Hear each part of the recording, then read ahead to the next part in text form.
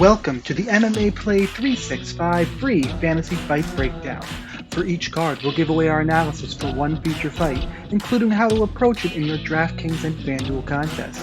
You can access our full daily fantasy offering, including picks, tier lists, expert rankings, tournament exposures, and historical optimal lineup analysis for just $5 per event or $10 per month by logging on to www.MMAPlay365.com. Alright, free fight this week, guys. We are going to be talking Ilir Latifi taking on Aleksei Oleinik. Latifi's the favorite. He's 8,700 on DK, 17 bucks on FanDuel, a minus 175 favorite. The comeback on Oleinik is plus 150, 7,500 on DraftKings, $14 on FanDuel.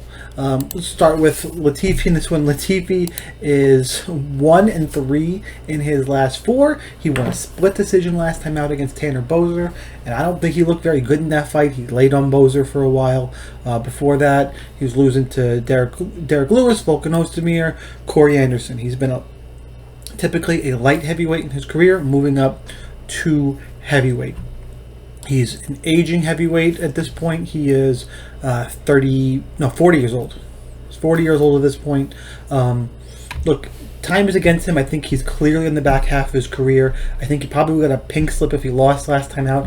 I think Boser won that fight. Latifi landed 10 significant strikes in that fight.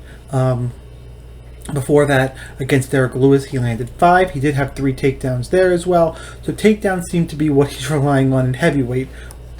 Odd scenario.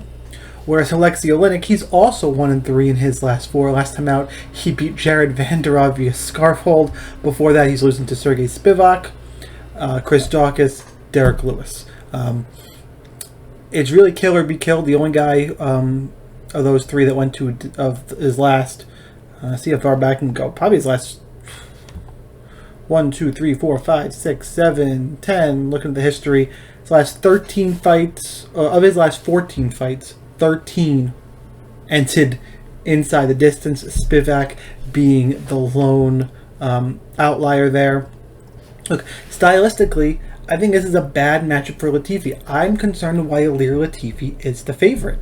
I would probably have this lined as a pick'em, quite honestly. I think there's value on Oleinik. Oleinik going to throw wild punches, has power for heavyweight. You've seen him hurt people. You're going to get in these kind of brawls.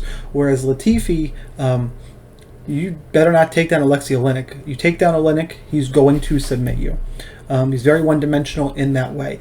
I've been on other shows and in the past, previously, just bashing on Oleinik. I don't think he's a very good heavyweight. The problem is Ilir Latifi is an aging light heavyweight fighting at heavyweight. I'm on the side that I think Latifi's done. It's a bad look. I don't like the line of this fight. Well, I like it in terms of we get some value here on DraftKings and FanDuel. My pick, I'm going to go Aleksei Oleinik wins by first round submission. I think they're going to get wild exchange. I think that Oleinik will get this fight to the ground. At some point. I know Latifi has never been taken down, but a lot of that is at light heavyweight. I think they're going to get one of these wild exchanges where he's smaller. There's the Oleinik power. I think he's just going to find his way to the ground at some point. Prime Ilir Latifi, I would probably pick in the spot even at his reduced size. I really am factoring what I think is the wear and tear of Ilir Latifi in this fight. In terms of DraftKings, how I'm approaching it, let's start with cash games. Typically, I would say I want no part of this fight in cash games. There's going to be a finish. It's high variance, and that is true.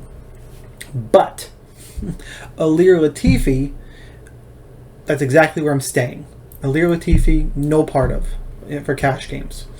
I can make a case for Oleinik in cash games because he's cheap, and I'm picking him to win.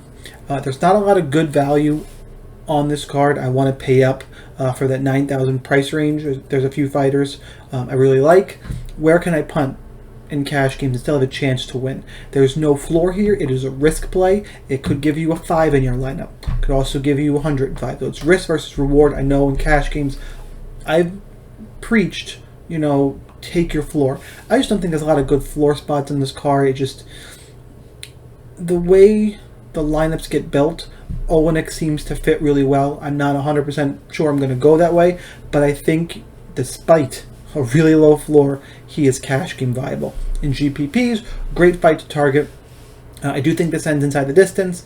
Play both sides. I'm going to be more on the Oleinik side for reasons that I mentioned. Also, if Latifi wins, I think it's round 2, 3. I think he's going to wear on Oleinik. There are paths to Latifi not being in the optimal lineup.